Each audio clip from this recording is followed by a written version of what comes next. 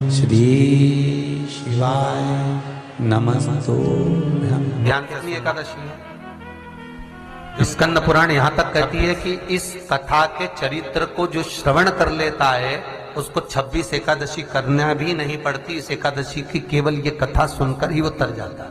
बहुत ध्यान से सुनना इसको, कथा तो बड़े भाव से सुन लो इसको, है? बड़े प्रेम से। इसलिए सारी एकादशियों में निर्जला एकादशी की महत्वता शास्त्र प्रमाण करता है। महाराज निर्जला एकादशी का उद्यापन जो करा जाता है, उसका उद्यापन और प्रदोष का जो उद्यापन करा जाता है, इन दोनों का क्रम लगभग एक जैसा ही। तो निर्जला पहुंची है और निर्जला ने जाकर भगवान नारायण से निवेदन करा। भगवान विष्णु ने पूछा, क्या बात है निर्जला, आज तुम खेलती हुई यहां पर आकर खड़ी हो गई, क्या हुआ क्या है? क्या तुमको गौलोक धाम में आनंद की अनुभूति नहीं हो रही जो तुम बैकुंठ में आई? निर्जला घूमती घूमती भगवान के सम्मुख में पहुंच गई। भगवान ने पूछ रहे हैं, बार बार पूछा, निर्जला हुआ क्या तुमको?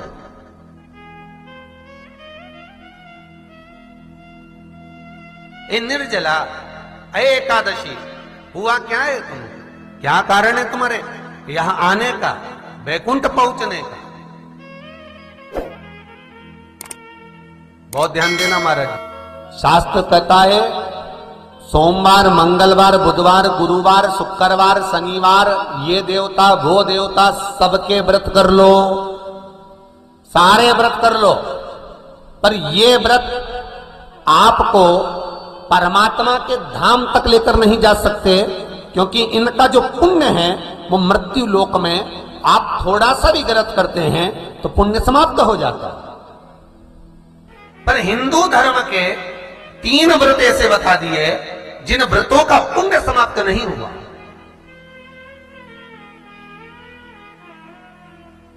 हिंदू धर्म के 3 व्रत ऐसे हो गए जिनका पुण्य समाप्त नहीं हुआ महाराज। क्यों? जिनका पुण्य प्रबलता में बढ़ता गया। पहले नंबर पर एकादशी, दूसरे नंबर पर प्रदोष और तीसरे नंबर पर शिवरात्रि। एकादशी भी 26 है तो प्रदोष भी जम के बोलते जाओ 26 है। शिवरात्रि केवल 12, केवल 12,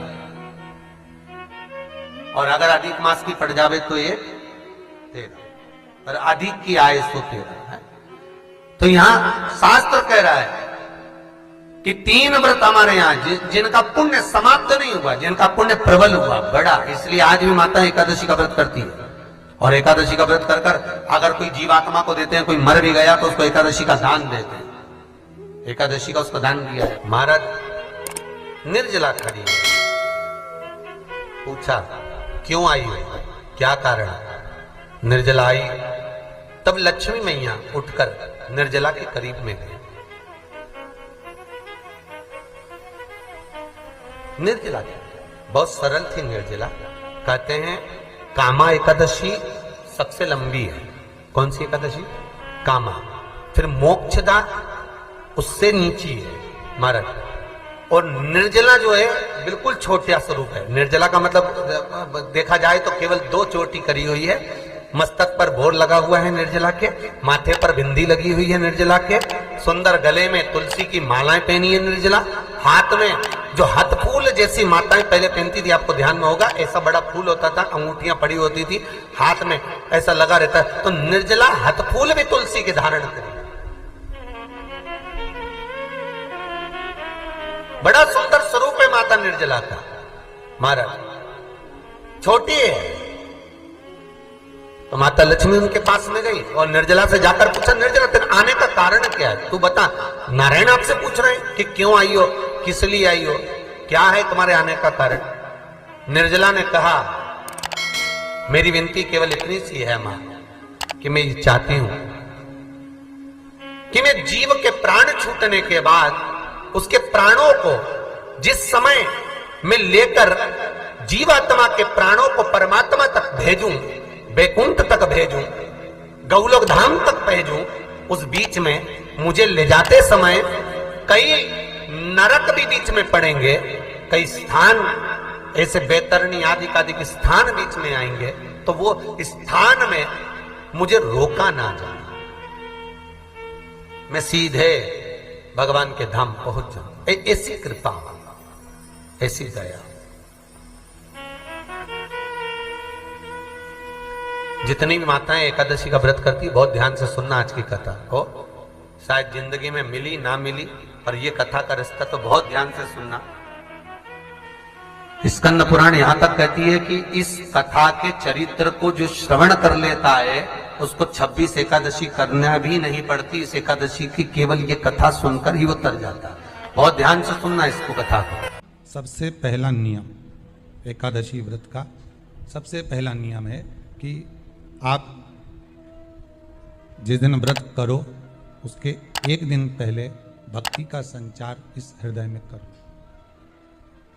भक्ति का संचार इस हृदय में कर लीजिए। जिस दिन आप व्रत करो, जैसे एकादशी का व्रत कर रहे हो, तो दशमी के दिन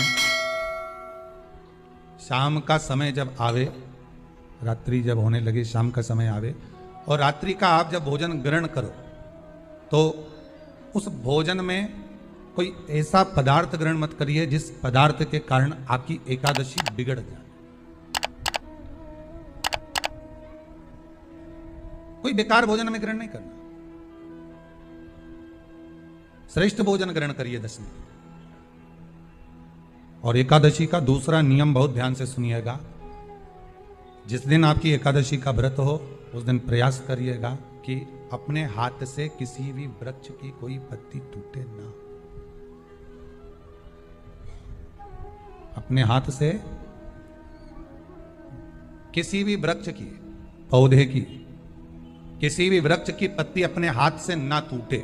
बहुत ध्यान दीजिएगा महाराज। एकादशी का ये दूसरा नियम है कि अपने हाथ से किसी पौधे की, किसी वृक्ष की, किसी डाली की कोई पत्ती टूटे ना, कोई पत्ती ना टूटे, इसका प्रयास करिए।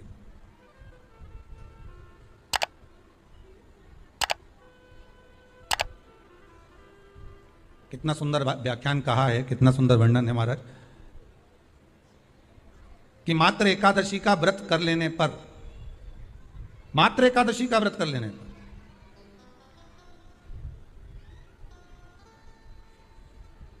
जो पूर्व में किया गया हमारा पाप कर्म है, हमने किसी जीव की हत्या करी है, हमने किसी को कष्ट प्रदान करा है, हमने किसी को अपशब्द कहा है, हमने किसी को ताने दिए, हमने किसी को आड़ा टेढ़ा कहा है, हमने किसी को गालियां दे दी है, मात्र एकादशी का व्रत ही कर लेने पर ये सारे जो दोष हैं वो समाप्त हो जाते हैं। सारे दोष हमारे समाप्ति पर आ जाते हैं।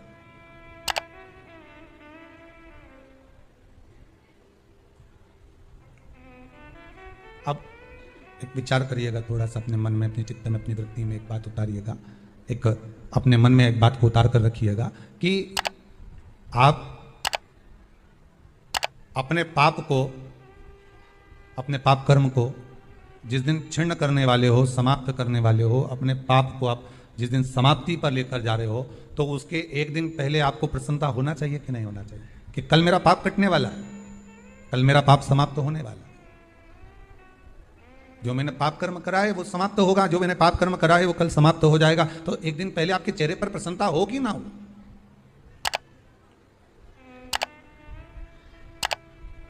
और चेहरे पर वो प्रसन्नता आपके आना चाहिए कि कल मेरा एकादशी का व्रत है, आज दशमी है, कल एकादशी का व्रत है, तो कल मेरी जब एकादशी का व्रत रहेगा तो मेरा ना जाने कितना कितना पाप, कितना असत्य, कितना झूठ, कितना प्रपंच वो समाप्त हो जाएगा। तो इसमें मुझे प्रसन्नता हो, इसमें मुझे आनंद था।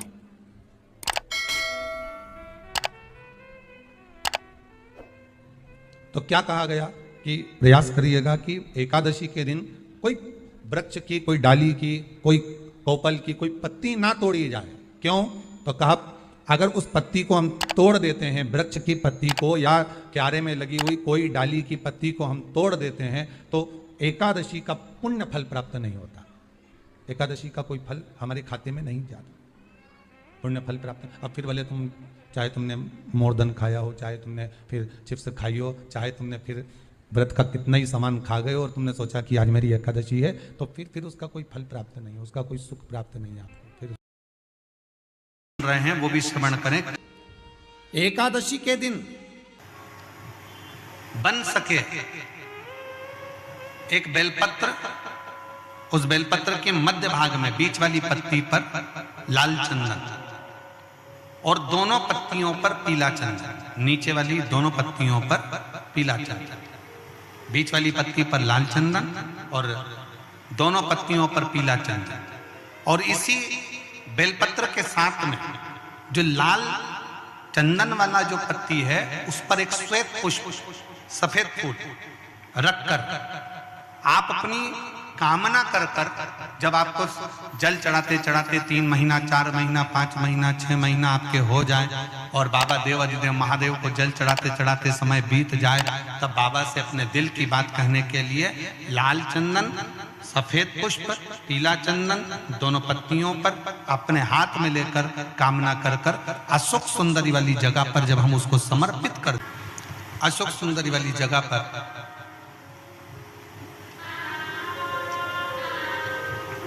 ये शिवलिंग जलाधारी और उसके सामने का जो भाग है उसके मध्य भाग में अशोक सुंदरी का स्थान है। बस इसी स्थान पर बेलपत्र और श्वेत पुष्प, बीच वाली पत्ती पर लाल चंदन, आसपास की पत्तियों पर पीला चंदन और वो शिवलिंग की सम्मुख में जो अशोक सुंदरी का स्थान है वहां समर्पित कर, उस स्थान ये रोज नहीं करना। फिर ध्यान देना, कभी कभी 4-6 महीने निकल जाएं, 8 महीने निकल जाएं, 3 महीने निकल जाएं, 5 महीने निकल जाएं उस स्थान, और ये हमने एक बार नहीं बताया, इसको पहले भी वर्णन कर सकते। एकादशी के दिन गंगा के जल में मात्र 7 बेलपत्री डालकर जो नंदीश्वर भगवान अर्थात जो शंकर जी के शिवलिंग के सामने नंदी होता है, उस नंदी के चरण पर गंगा का जल चढ़ाकर बेलपत्री शिव पर समर्पित कर देता है, उसके घर में रुपया रुकना चालू हो जाता है। फिर वो गलत जगह पर नहीं जाता, गलत स्थान पर वो धन जाएगा ही नहीं। बेटा अगर व्यसन में पड़ा हुआ है, मदिरा पान में पड़ा हुआ है, मांसाहार में, जुए आदि में जा रहा है, तुम्हें लग रहा है कि मेरा बेटा गलत मार्ग पर जा रहा है, ये मित्र दोस्ती गलत हो रही है, वो सही जगह पर आ जाए तो हो रही है। 30,000 रुपये महीना, 40,000 रुपये महीना कमा कर लेकर भी आ रहे हैं, कमाई तो आपकी हो रही है। 30-40 हज़ार रुपये महीना आप कमा रहे हो, 50,000 रुपये महीना, 1 लाख, 2 लाख, 4 लाख रुपए आप कमा भी रहे हो, पर आया और चला गया, उसका क्या करोगे?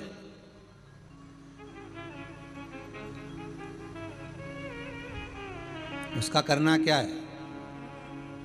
बहुत सुंदर संवाद है, ध्यान दीजिएगा। जिसके घर में कमाने वाले 2-4 हैं, पैसा तो आ रहा है पर घर में टिक नहीं रहा, डॉक्टर में, पुलिस में, एक्सीडेंट आदि में, कहीं गलत जगह पर व्यसन में अगर पैसा जा रहा है, जुए में, मांसाहार, मदिरा पान, या कहीं आया पैसा, पैसा आने में कमी नहीं, आ रहा है पर टिक नहीं रहा, रुक नहीं रहा, कोई मांगने आ गया, दे दिया, फिर वहां से अपने पास नहीं आ रहा, अपन कह रहे हैं भैया हमारा पैसा लौटा दो, नहीं आ रहा।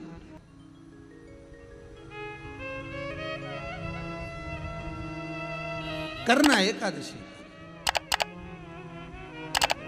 कई लोग इसको धन के लिए भी करते हैं, संपदा के लिए। संपदा के लिए अर्थात जिसका व्यापार नहीं चलता, जिसके घर में पैसा नहीं आता, या नौकरी नहीं लग रही, या सर्विस नहीं लग रही, आप अप्लाई कर रहे हो, जगह जगह जाकर इंटरव्यू भी दे रहे हो और पैसा नहीं आता, तो उसके लिए भी प्रयास किया जाता है। पर उसके लिए यहाँ पर जो धन के लिए करते हैं, उसके लिए विष्णुपदी के लिए करते हैं। मतलब जैसे गंगा के जल में तुलसी के 11 पत्ते डाले जाते हैं।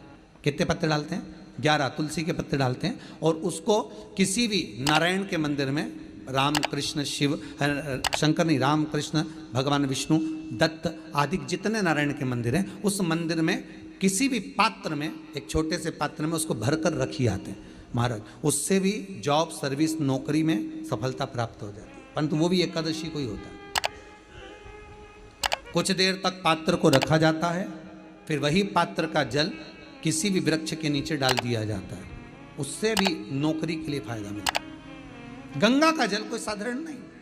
पैसा, धन ज़्यादा आने लगे तो पत्नी को कहना चाहिए कि देखो थोड़ा बहुत मेरा मन है, शिव महापुराण की कथा हो जाए या फिर कहीं सत्कर्म में लग जाए, कहीं ब्राह्मण भोज, साधु भोज, सन्यासी भोज, गुरुजन में, संत जन में, साधु जन में, तपस्वी जन में कहीं लग जाए। ये धर्म पत्नी, जहां धर्म जुड़ा हुआ हो वो धर्म पत्नी। महाराज, कुछ तिथियां होती हैं जिन तिथियों में अगर आप रोज गंगा का जल शंकर को नहीं चढ़ा सकते तो शिव महापुराण कथा कहती है, स्कंद पुराण कहती है, विष्णु पुराण कहती है, गर्ग संहिता कहती है, गीता पुरुष गोरखपुर का कल्याण का गंगा अंक कहता है कि कुछ तिथियां भारत की भूमि पर ऐसी वर्णित है जिन तिथियों में भी गंगा का जल हम शिव को अगर एक बूंद भी समर्पित कर रहे हैं, गंगा का जल मात्र एक आधी चम्मच भी, आचमन जितना भी अगर हम शिव को समर्पित कर रहे हैं तो उसका सुख आनंदित है। जैसे पंचमी तिथि, नवमी तिथि, दशमी तिथि, एकादशी, प्रदोष, पूर्णिमा, अमावस्या, ये तिथियां हमारे यहाँ जो दी गई हैं, इन तिथियों में अगर हम गंगा का मात्र थोड़ा सा जल भी अगर जल के पात्र में डालकर गंगा जी का जल थोड़ा सा भी शिव के पास लेकर जा रहे हैं तो ये एक भाव अपने भीतर होना चाहिए कि आप केवल गंगा का जल साधारण शिव मंदिर में समर्पित नहीं कर रहे हो, आप गंगा का जल भले अपने घर से लेकर जा रहे हो और थोड़ा सा भी जल ले जाकर अगर शिव को समर्पित कर रहे हो तो तुम्हारे भीतर ये भाव होना चाहिए कि मैं गंगोत्री से जल भरकर सीधे रामेश्वर में ले जाकर गंगा के जल को समर्पित कर रही हूँ। श्रावण के महीने में या अन्य महीने में आप शिव को समर्पित कर रहे हैं, ये आपके भीतर एक भाव उत्पन्न होना चाहिए। एक बात आपको कही थी गुरु महिमा में कि घर से जब निकला करो ना तो भगवान देव अधिदेव महादेव का नाम लेकर श्री शिवाय नमस्तुभ्यम। घर से जब निकलो, कोई कार्य के लिए जा रहे हो तो आप श्री शिवाय नमस्तुभ्यम का स्मरण कर कर जाइए। आप किसी काम के लिए आगे बढ़ रहे हो, श्री शिवाय नमस्तुभ्यम का स्मरण कर कर जाइए। जिस समय आपके मुख से श्री शिवाय नमस्तुभ्यम का स्मरण हो जाए या शिवलिंग का स्पर्श हो जाए या शंकर का अनुमोदन कर कर ओम नमः शिवाय बोलकर या राम बोलकर, कृष्ण बोलकर, शिव बोलकर, आपके भीतर जो रमा हुआ है, आप राम को मानते हैं आप राम को माने, हम मना नहीं करेंगे। आप कृष्ण को माने तो कृष्ण को माने, हम मना नहीं करेंगे। आपका दिल जिससे लगे, आपका चित्त वृत्ति जिससे लगे, और उस पवित्र भूमि में ना जाने कितने साधक, कितने साधु, कितने तपस्वी, कितने संत, कितने महात्मा, कितने जोगी, कितने सन्यासी, कितने ब्राह्मण जन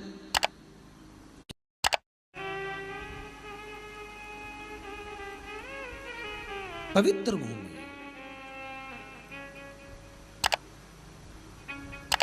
और उस पवित्र भूमि में ना जाने कितने साधक, कितने साधु, कितने तपस्वी, कितने संत, कितने महात्मा, कितने जोगी, कितने सन्यासी, कितने ब्राह्मण जन, कितने विद्वत जन इस भारत की भूमि पर भ्रमण करते रहते हैं, तप साधना करते रहते हैं, उपासना करते रहते हैं, मंत्र जाप स्मरण करते रहते हैं।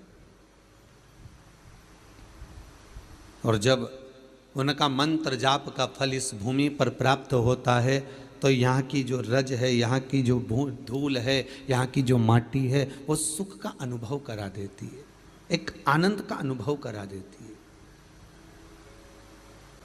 श्री भागीरथ बाबा गंगा जी को लेकर आए।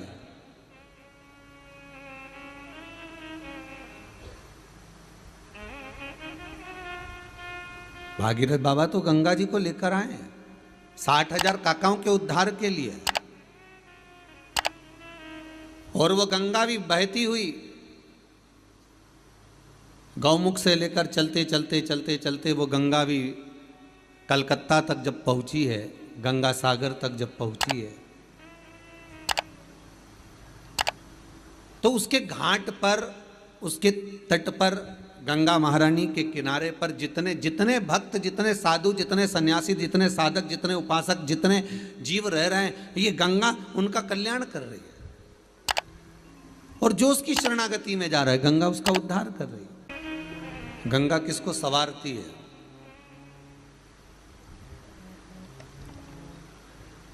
किसी ने कहा कि प्राण छूटे और गंगा जी में ले जाकर अस्थियों को छोड़ दो तो गंगा मोक्ष देती है। विष्णु पुराण में, गर्ग संहिता में, देवी भागवत में, शिव महापुराण में, स्कंद पुराण में लेख लिखे हैं।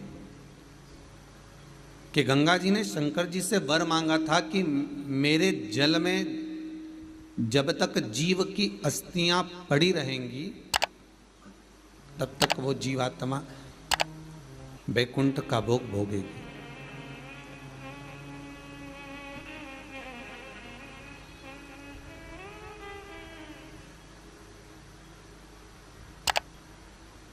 पर गंगा जी ने एक बात और कही है, शिव महापुराण में आपने श्रवण करा ना करा, पर एक बात और गंगा जी कह रही हैं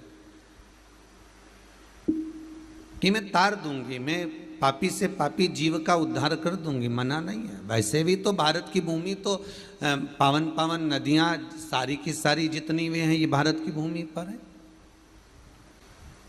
ये भारत माता पर विराजमान,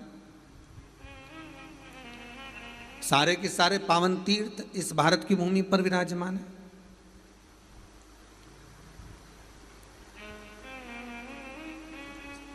पुण्यमय नदियां, पुण्यमय तीर्थ, पुण्यमय तालाब, सरोवर जितने भी हैं ये सब इस भारत की भूमि पर हैं।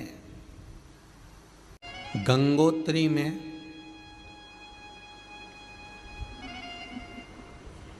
आप लोग गए होंगे, कई लोग गंगोत्री, बद्रीनाथ के जो 4 धाम हैं,